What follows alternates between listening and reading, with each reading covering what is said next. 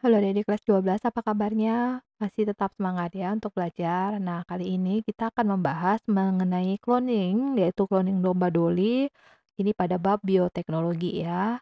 Oke, langsung saja kita lihat. Oke, cloning itu sendiri apa sih sebenarnya? Jadi, cloning ini adalah suatu proses atau teknologi ya sebenarnya untuk memperbanyak atau menggandakan individu sehingga nanti dihasilkan anak yang secara genetik ini mirip atau identik dengan induknya. Nah, pada tahun 1997 dihasilkan domba Dolly ya adik-adik. Ini tanpa bantuan domba jantan. Jadi dihasilkan domba atau keturunan tapi tanpa bantuan domba jantan.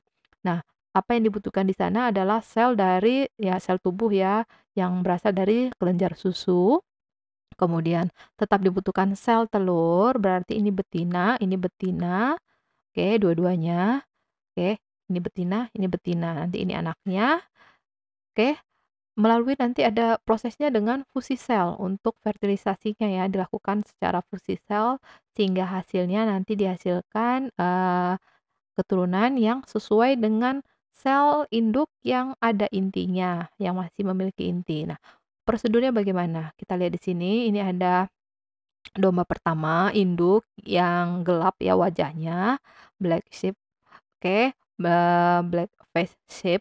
Nah, diambil telurnya, oke, telur, tetapi kita lihat di sini telur ini intinya dihilangkan ya. Jadi sel telur yang harusnya adalah N menjadi ya sel telur harusnya N kan kromosomnya, jumlah kromosom, tapi ini diambil berarti dia menjadi kosong. Nah, domba kedua ini nanti, sel yang diambil ini, yang bersifat 2N ini berasal dari kelenjar susu ya. Oke, di sini sudah saya tuliskan. Nah, tidak dihilangkan intinya masih tetap ada, nanti dilakukan fusi sel, nah oke, dengan listrik. Nah, sehingga nanti dihasilkan sel yang tetap diploid ya. Nah, tapi tadi sel telurnya ini sudah dirusak ceritanya, inti selnya tidak ada, diambil, dan tadi yang dari sel kelenjar tetap ada, sehingga ini hasilnya adalah 2N. Kemudian nanti mengalami perkembangan embrionya sampai tahap nanti ya, blastosis. Nah, kemudian diimplantasikan, ditanam pada yang induk pertama ya. Sini.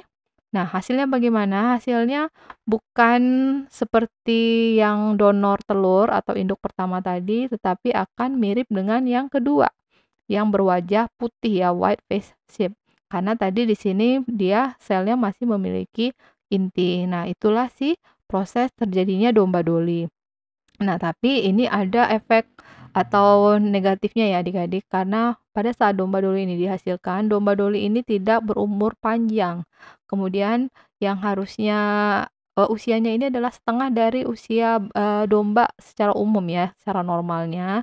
Dan pada akhir-akhir hidupnya itu memang dia mengalami ya seperti penyakit tua, harusnya masih muda ya. Jadi umur 6 tahun sebelumnya memang diperkirakan hanya 1 tahun nih usia si Doli, tapi bisa mencapai umur 6 tahun. Nah, dia banyak mengalami penyakit, sendi terutama, dan kemudian akhirnya ya memang disuntik, mati ya karena sudah sakit-sakitan.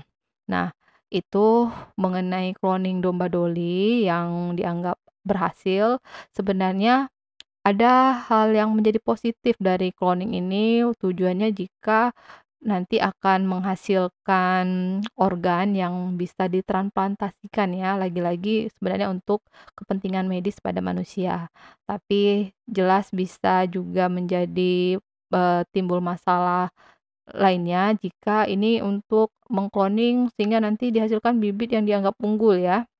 Dan kalau untuk prosedurnya, semoga kalian paham caranya. Kalau masih ada pertanyaan, silakan kalian tulis pertanyaan kalian pada kolom komentar ya adik-adik. Kita bertemu pada materi selanjutnya. Salam.